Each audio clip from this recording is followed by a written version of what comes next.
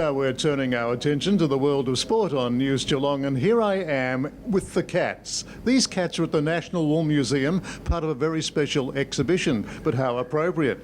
Go Cats! And the first thing we're going to do this evening is go out to the Geelong Racing Club, where John Dunn has a wrap of last Friday's action on the synthetic track. Big 10 race program on the synthetic here last Friday afternoon. And early in the day, the flashy Mick Price trained Chestnut. Excellent flight. He was friendless on debut in the betting, $3 out to 8, but he defied the trend.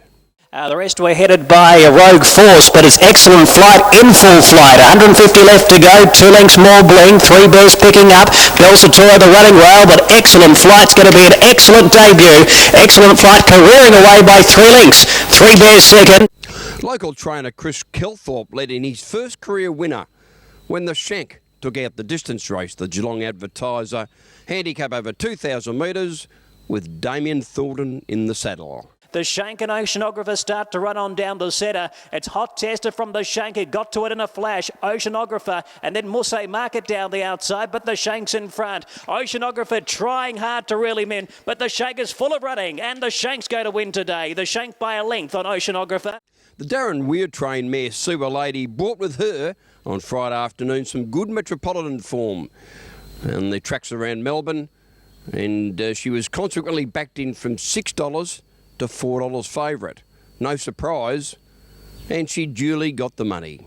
Hadronica came to the centre of the track. Seawell Lady starting to pick up in behind. Not a Dancer, not running on. 200 left to go. And it's Savannah going up to She's Alley. And Seawell Lady's now starting to ping. Seawell Lady goes after She's Alley and Savannah in the centre. And the money's landed. Seawell Lady goes on to score by a half length. The best was left to last on Friday afternoon with the appearance of the boom galloper 3-year-old Stick On. Stick On flew the barriers, bounced out in front, and strolled away to win by 2 lengths with a bit of ease. Better races beckon for this Don Campbell trained sprinter. With 250 left to go, put 3 lengths on Sergius. May Reed comes through, and then the Emperor's back on the inside and V-Force down the outside, but it's still Stick On. Stick On by 3. V-Force relentless. They run on from Sergius, but Stick On in front, and he's sticking on pretty well. He wins again. Stick On by 2.5 relentless at E. And that's the wrap-up of racing here on the synthetic last Friday afternoon, and we do it all again this coming Friday. Hope to see you all out here. Thanks for that, JD. Another great report.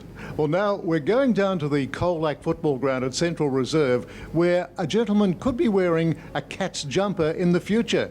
He's a star. His name is James Linton, number 57, and he was best on ground in that overwhelming victory over Newtown and Chilwell last Saturday.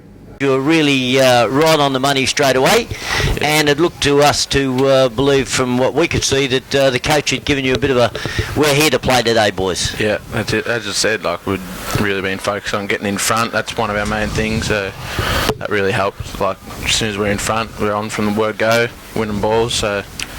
Did you play in the first game against Newtown at Newtown? Yeah, I did. You did? Lynchy, we could hear him from across in the commentary box over the far side. He wasn't very happy at quarter time. Was there a real emphasis on the start today? Yeah, there was. Especially, yeah. Because he did give you a serve, didn't he? He gave you a bake. It was a pretty poor start. Yeah. Yeah. We did that the first couple of weeks, not just against you guys. Okay. We've had lapses where we're 10, 15 minutes. Like, yep.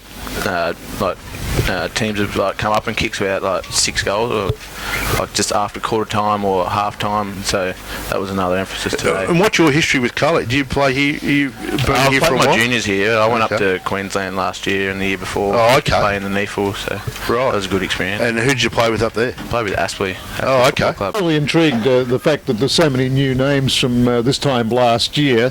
Lovely blend now of youth and experience, and golly, you've got some great players that have been around Colac for a long time. Yeah, we have. And what would have happened today if Jacob McGuan had been on the stick? I mean, we had him down for 2 goals 8 today. Yeah, he tried to work on that from last week. Not the straightest kick at the moment, but he's working on it. I mean, like, he'd be very handy if he slotted every single one, but yeah. Well, I can tell you what would have happened, Nico. Jones wouldn't have been here because Jacob might have kicked 8 goals too. So, that's probably what would have happened. But, Jacob would have been very good.